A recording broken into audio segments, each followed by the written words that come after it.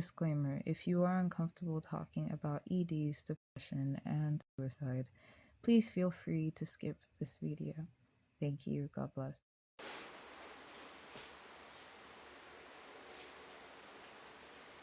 When I say this was a long time in the making, it's almost been a year since all of this happened to me. And I have tried multiple times to film this video, but for me, I feel like this is the best time that I could have filmed it in my life. So you're gonna see a bunch of videos, pictures in this entire video that were actually taken in a state of depression that I thought was going to end me. But the fact that I'm still breathing and I'm alive shows that something huge happened, because I did not tell anyone that I wanted to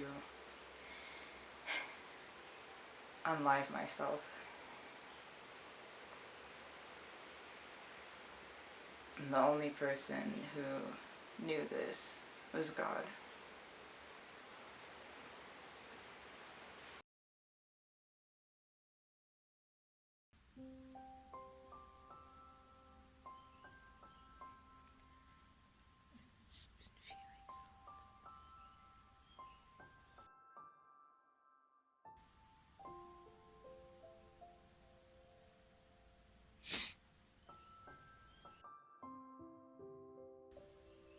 I can't explain what I've been feeling. I feel as if something's pressing my heart down.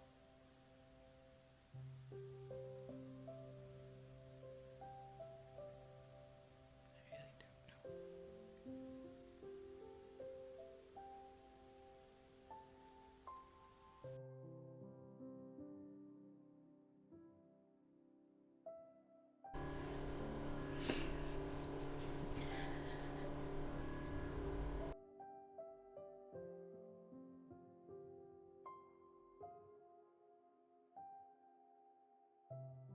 Okay, this is me before my first therapy session. I'm very nervous. I have very low expectations because usually expecting the best usually leaves me disappointed. So this is the first time I'm ever doing this, and I feel like for me personally, I need help. And it's hard to admit when you do, but I'm trying, and fingers crossed it ends up better than I'm expecting. Pretty nervous, but make it through. The date today is Friday, November 18th. I don't know if you can see it. I am nervous, I'm not gonna lie. Yeah, it's not easy to admit when you need help, but yeah, I need help. So let's hope it ends up better than I'm expecting.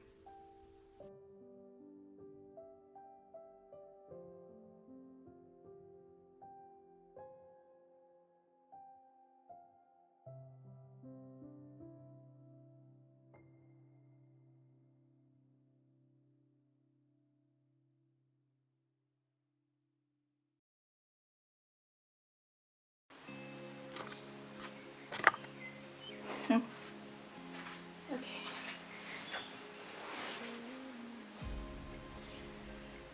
Now I need to check if I'm actually filming myself. Hello. Wow. This has been a long time in the making. Yeah. Oh.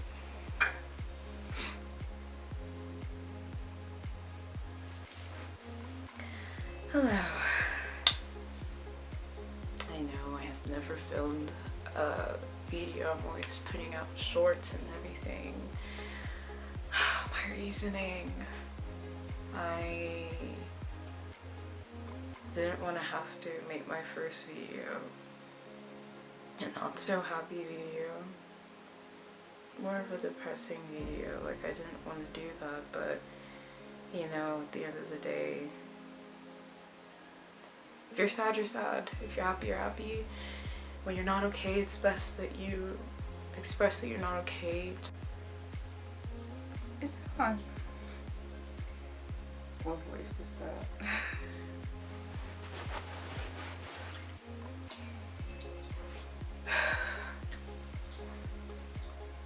Why haven't I filmed a video on my channel? I have actually tried to film this video countless amount of times. I am trying to film my first YouTube video again, but I don't know why it hasn't happened. But today it's gonna happen. Well, today it's happening.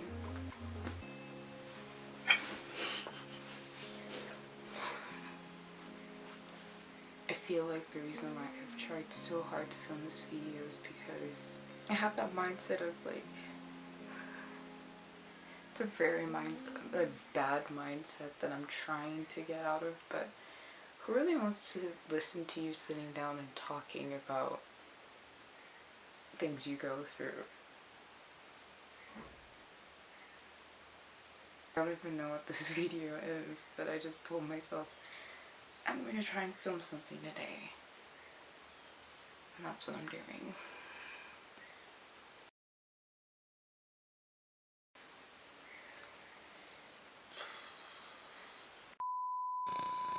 I don't know why I'm so awkward.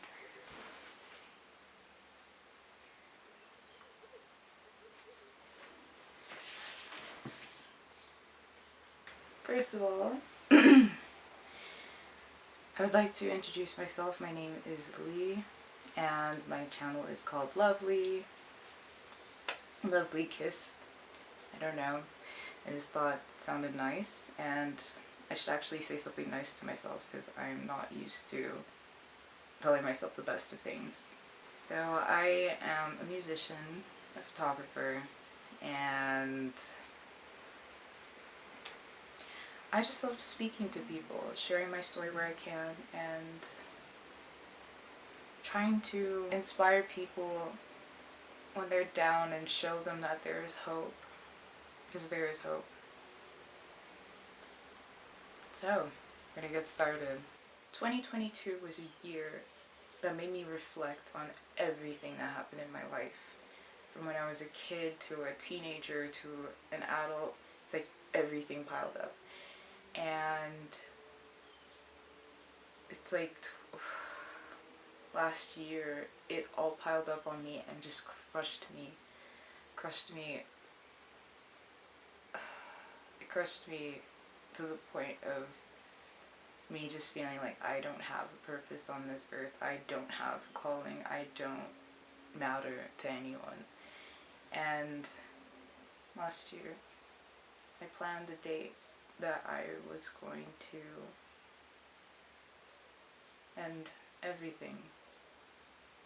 I filmed videos for my family, telling them like I couldn't take it anymore. I took pictures of my marks, and I was just ready to go. It is around this time last year that this happened, October, November, and December. And naturally these months for me in my past bring back the most painful memories. You know, when you suffer loss, because I lost people I love in October.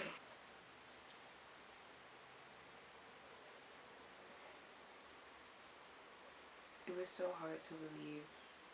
Like, I don't know. When you go through a loss, it's so hard to believe that the people you've lost are gone. It was my grandma and my uncle that left us in the month of October, exactly a year apart. My uncle passed away, and then my grandma exactly a year after him. And this was in 2015 and 16, when I was in a year of isolation, I was alone most of the time in my thoughts. There was no internet around me. I call it my year of isolation, because 2020 in lockdown felt more homey and more wholesome than those years of isolation that I was in. And I was just left alone with my thoughts most of the time, reading the same books, watching the same movies, just having a strict routine, and most of the time spending time in my bed, wondering how I got to that point. You know, I chose to do homeschooling because of what I went through at school, but it didn't help me in any way, shape, or form. I just grew the most painful heart. Like, I grew to hate people, to hate everything around me. Like, I just thought this world is cold. You can't trust anyone. So I had moments where I was opening up to people I considered friends. No one cared. And everyone would just be like, yeah, sucks for you. I believed for the longest time that I was the only one going through what I was going through in my life.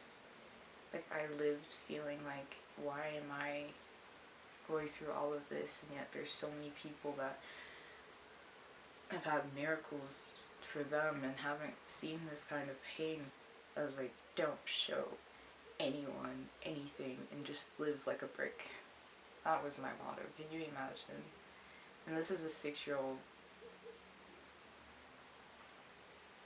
I kept most of my life hidden. I wanted to stay away from people, but I'm a super extroverted person. Like, I want to be around people, but it was so hard because I felt like everyone just wants to see me fall and no one cares, so why should I involve people in my life? I could live life alone. Like, I was like, I hate everyone. I hate the people that hurt me. I hate the people that didn't care. I hate everyone. I just don't want to know anyone because everybody's going to be the same. And so in that year of isolation, I lost my uncle and my grandma a year after, and then the next year I lost my grandpa. And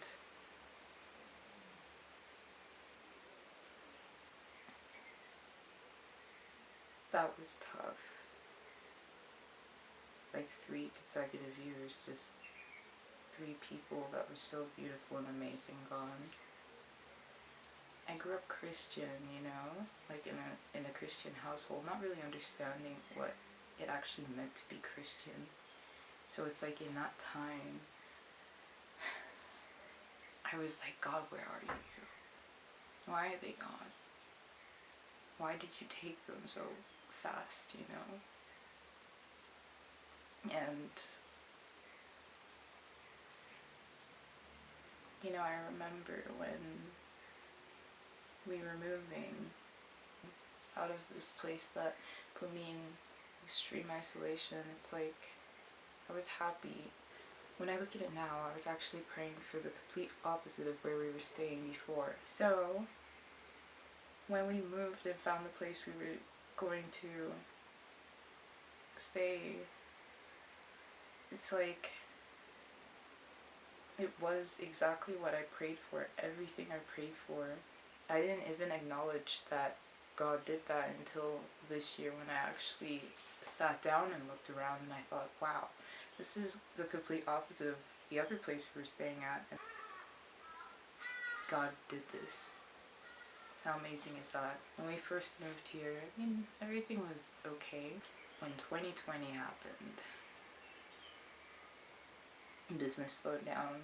I felt like, oh no, the time when I actually feel like I could get out in the world and actually enjoy myself, I'm now put in a place of isolation again. It was traumatizing for me. I just felt like the universe doesn't love me. No one does. This is the place I spent most of my time, like, in my thoughts and in almost every situation. Like, because a lot of things happened in this room. I choose to film in this room because of how much history is in here. The state of depression I was in The panic attacks I experienced in here, the way out, like everything happened in here. I was miserable during 2020. I tried so hard to conceal that and be the positive voice going, no, the world's not ending, don't worry, like everything will be fine. Trying to be that voice when deep inside I'm thinking, yeah, the world is ending and there's so many things that I wish I did that I never got to do. So, and then 2021 happened, which was just like a replay of 2020 for me. And then 2022, well, 2021 was the time we finally like got to get out of the house and everything. Like it just, I don't know, did it feel natural? It felt like I was living in a zombie apocalypse movie. Then 2022, I don't even remember much of 2022. I only remember the end. I just felt lost, you know? And, you know, work that time was standstill, and I felt like everything was just going downhill for me. I wasn't doing what I wanted to do. I wasn't staying where I wanted to stay. I wasn't where I wanted to be in life. I just felt like a failure, you know? Like I felt like, damn, I am a failure. I couldn't even do one thing. It was terrible. And, you know, like, I grew up with so many voices telling me, no, you're not good enough. I don't see you living past 25. Or, like, oh, you're never gonna make it in life. Like, you're so this, you're so that. Like, so many comments also got me into developing EDs. To this day, I still struggle with my eating patterns, and it's so hard.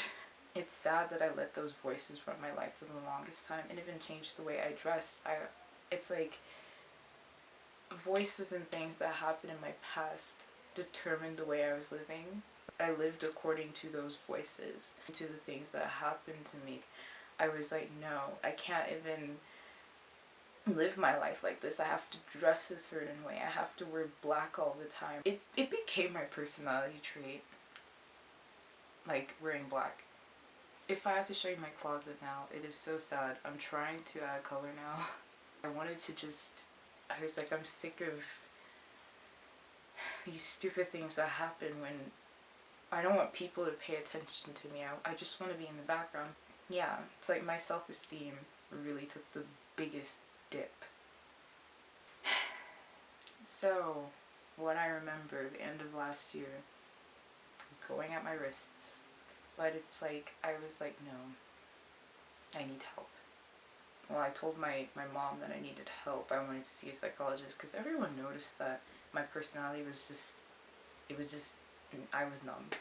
And for me, it's very random for me to be numb because I'm like one of the loudest family members. Another thing is, depression can look like that. It's sad.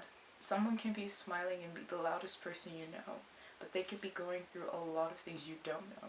So it's just good to be in people's lives and actually ask, you know, like ask the tough questions and be the shoulder they can cry on, you know. I did want to see a therapist and I told her to help me.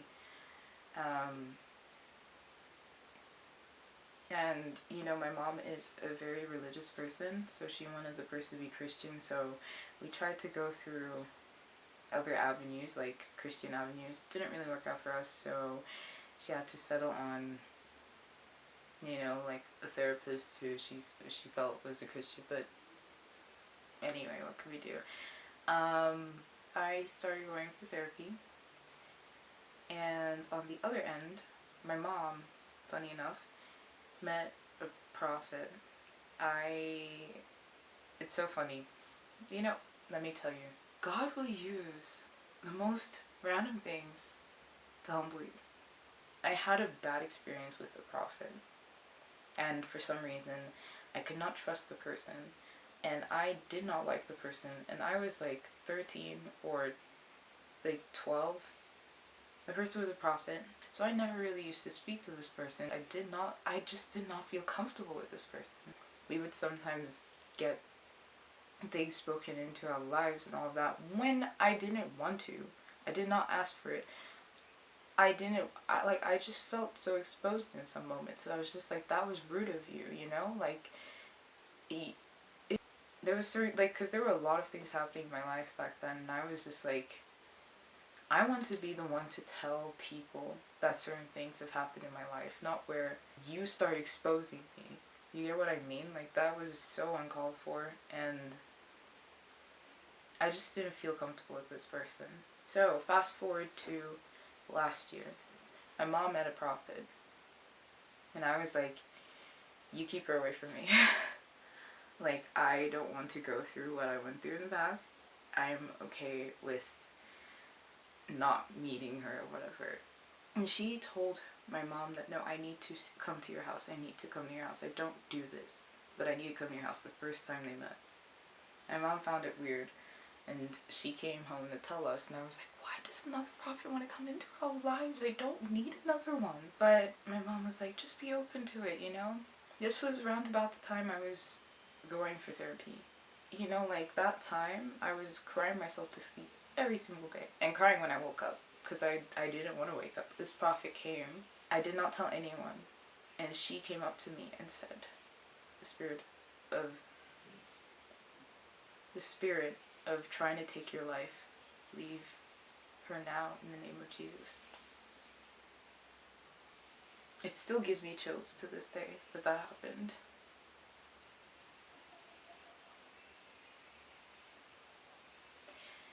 And that's God for you. He used...